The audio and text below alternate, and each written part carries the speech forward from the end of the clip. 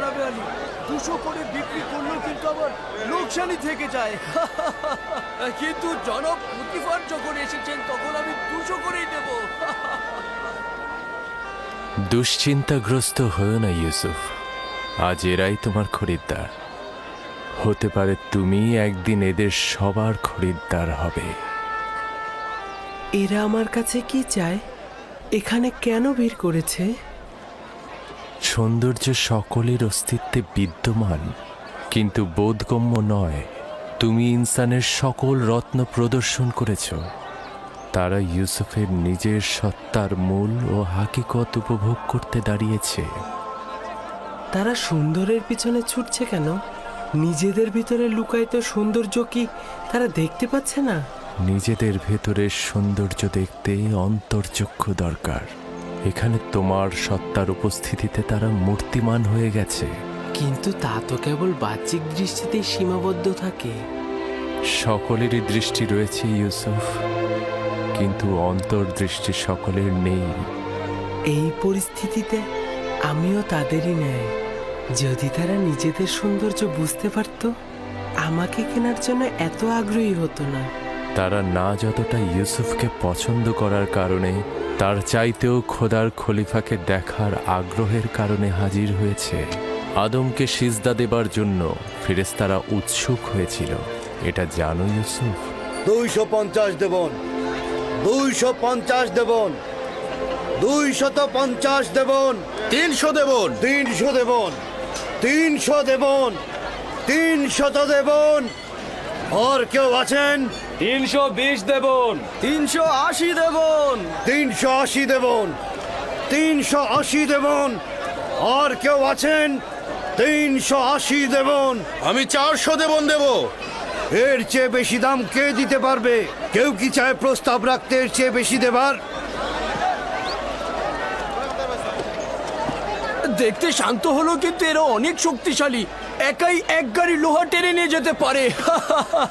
এটা কেউ নিয়ে যাও। খুব ভালো নির্বাচন করেছেন, 3টা দাস নিয়েছেন না? আচ্ছা ঠিক আছে, আপনি 600 দেবন দেবেন। অনেক জিতে গিয়েছেন কিন্তু।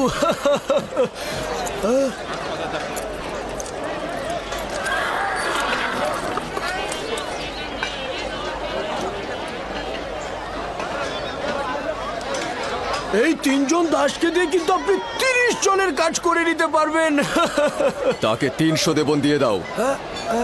হ্যাঁ আলী জনাব, আমার তো 600 দেবন হয়েছে। হায় হায়, বড় লোকসান হয়ে গেল। পরের বার কিন্তু পুষিয়ে দেবেন জনাব।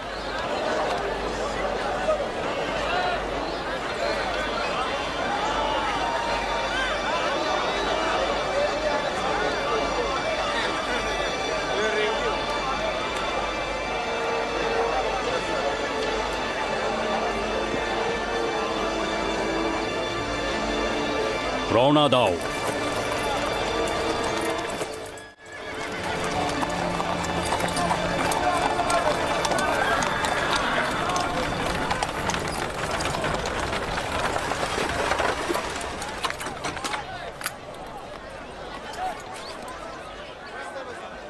এক 1010 দেবন দেব আমি।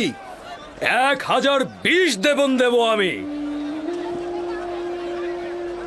1100 দেবন।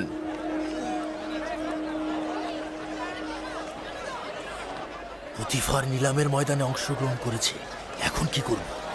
যে করেই হোক ওকে কিনতেই হবে। পুতিফার আর কতই মূল্য দেবে ওকে কিনতে?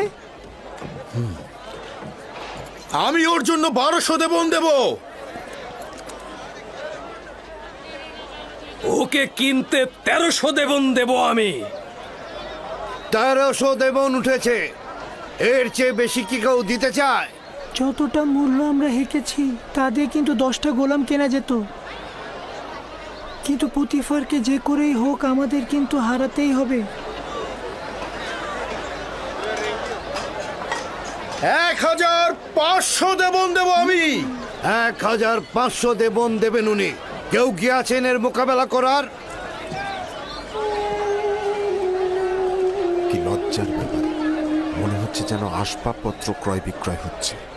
এই বালক যে কত অমূল্য তা যদি এরা জানতো তাহলে একে বাজারে তুলে এরকম দরদাম হাঁকাতো না।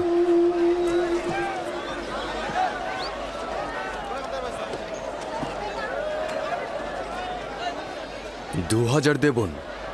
আমি দ্বিগুণ বলছি। তার মানে তো 3000।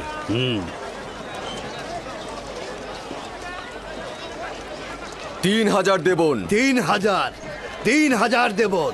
জনাব পুতিফার সেনাবাহিনীর প্রধান, তিনি মিশরের সম্ভ্রান্তদের একজন। তিনি 3000 দেবন প্রস্তাব রেখেছেন। জনাবে পুতিফার 3000 দেবন প্রস্তাব রেখেছেন। কার এত ক্ষমতা আছে যে জনাব পুতিফারের সাথে প্রতিযোগিতায় নামে? আপনাকে মোবারকবাদ, এখন থেকে এই গোলামের মালিক আপনি। আপনাকে এই নিশ্চয়তা দিচ্ছি যে একজন পরিপূর্ণ শিক্ষিত এবং আদব কায়দা জানা একজন গোলাম কিনেছেন। অনেক সৌভাগ্য, কল্যাণ এবং বরকতময় গোলাম। এই গোলাম জনাব পুতিফারের কাছে বিক্রয় করা হলো।